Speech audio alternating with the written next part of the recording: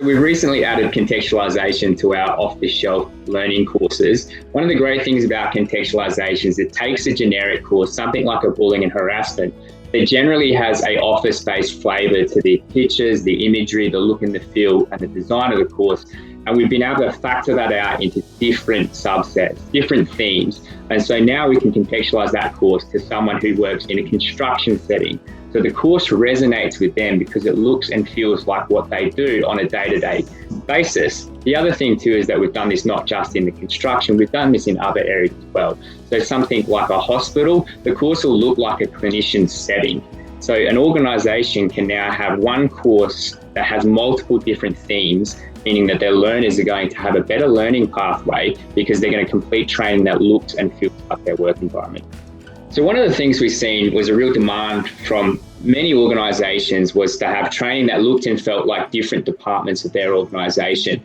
They didn't want the plain, boring, bland training session that everyone in the organisation had to do that looked and felt the same. And so we developed Kineo Contextualisation, which enables organisation to roll out the same training course that has a look and feel that resonates with different departments. So for example, a hospital could deliver a bullying and harassment course that looks and feels like a clinical setting. They could also have maintenance staff that spend the majority of their time working outdoors, maintaining gardens.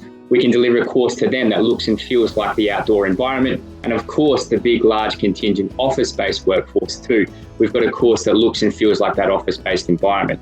But this all rounds up really nicely for the organisation as they're only still using one course. The course has a contextualisation feature that enables us to turn on a functionality which changes the way the course looks and feels for the end learner.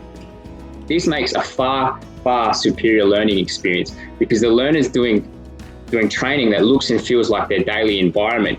And therefore we see a greater buy-in from learners because they're not being switched off immediately by having to undertake a course that doesn't look and feel like their day job.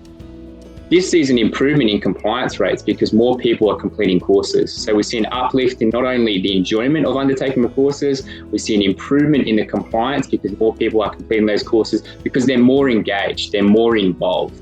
One of the great things too is that this lends itself to our other technology, which is called Adaptics. And so something like I said before, a bullying harassment course, most organisations will mandate that organisations need to complete that training every single year.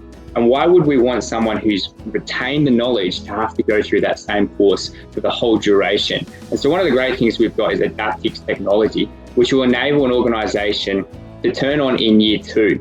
It will surface me with a pre-assessment at the start of the course. Now, depending on how much information I retained, I can answer that pre-assessment. Let's say that I get 70% correct.